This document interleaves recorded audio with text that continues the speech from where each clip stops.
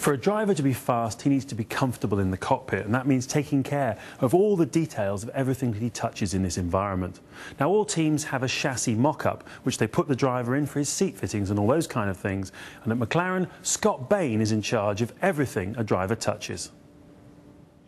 This is the mock-up that we use to basically lay out the car and to fit the drivers in prior to the first chassis actually being manufactured.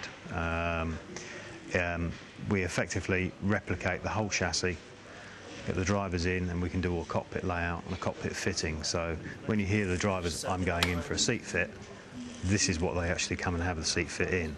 The chances are chassis is not ready for them at that point. We can make changes very, very quickly, and it's very modular on this.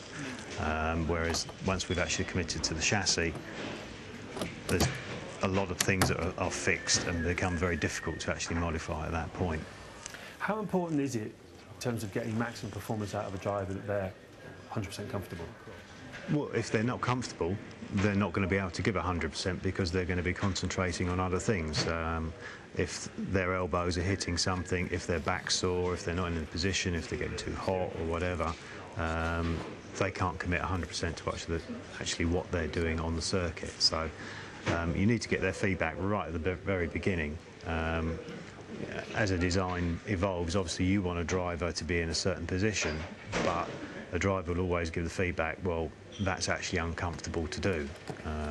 They'll try to, ideally they want to get themselves as low as possible so they're not impacting on the rest of the car, but you need to do it safely, keep them packaged well, and take their feedback and their criticisms right at the very beginning and make that work.